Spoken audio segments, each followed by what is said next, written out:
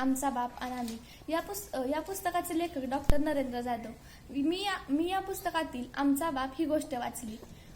Doctor Narendra Jadhav हे नाशिक जिल्ह्यातील ओझर या गावचे। त्यांच्या घराण्याचा मूळ पुरुष शिवा। रुंजा बाबा हे डॉक्टर नरेंद्र जाधवांचे वडील।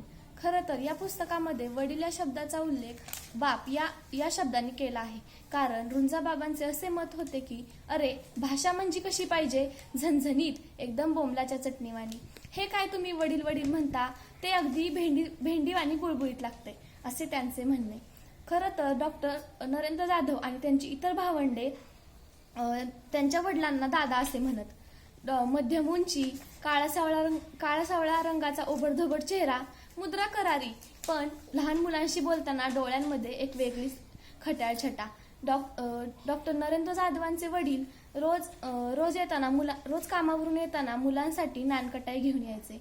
तर त्यातील डॉक्टर नरेंद्र जाधवांच्या लहानपणीचा एक प्रसंग म्हणजे एके दिवशी काहीतरी खरेदी करण्याच्या निमित्ताने दादा आणि डॉक्टर नरेंद्र जाधव वडाळा स्टेशन जवळच्या दुकानांजवळ गेले।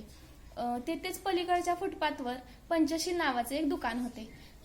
त्या दुकानाचा मोठा बोर्ड इंग्रजी अक्षरांमध्ये लिहिलेला होता, मात्र त्या इंग्रजी अक्षरांखाली मराठी अक्षरांमध्ये सुद्धा पंचशील असे नाव लिहिले होते। इंग्रजी वाचनाइतपत डॉक्टर नरेंद्र जाधवांची प्रगती झाली नव्हती, कारण डॉक्टर नरेंद्र जाधव ज्या हायस्कूलमध्ये शिकत होते त्या हायस्कूलमध्ये इयत्ता 5वी पासून इंग्रजी शिकवायला सुरुवात होती, पण ते भावंड मिळून ABCD याचा A to Z अशी अक्षरे त्यांचा घरीच सराव करीत, त्यामुळे डॉक्टर नरेंद्र जाधवांना थोडीशी अक्षरांशी ओळख होती। मात्र त्यांनी त्या बोर्डवरचा वाचला तो मराठी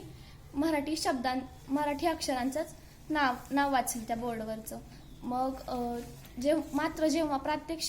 मात्र जेव्हा डॉक्टर नरेंद्र जाधवांनी दादांसोबत प्रात्यक्षिक करून दाखवले, तेव्हा त्यांनी इंग्रजी वाचनाने दादांना चकितच केले। दादा एकदम खुश झाले। दादा म्हणाले, चल तुला एका चांगल्या हॉटेलमध्ये लस्सी पाजतो। ते दोघेही हॉटेलमध्ये जाऊन बसले, पण लस्सी समोर आली तरी डॉक्टर नरेंद्र जाधवांना ती प्यावीशी वाटली नाही, कारण त्यांच्या मनामध्ये खंत होती ती आपण खोटे बोललेला असलेल्याचा। शेवटी मात्र त्यांनी आपण खोटे बोललेल्याचं स्वतःच मान्य केले। त्यांना वाटले आता आपण खोटं बोललं आहे हे ऐकल्यावर दादा आपल्याला रागवतील, पण तसे काहीच न होता दादा मात्र हसायला लागले। डॉक्टर नरेंद्र जाधव जरा गोंधळलेच। त्यांनी भीत दादांना विचारले, मी खोटे बोलले, तुम्ही मला मारणार नाही का?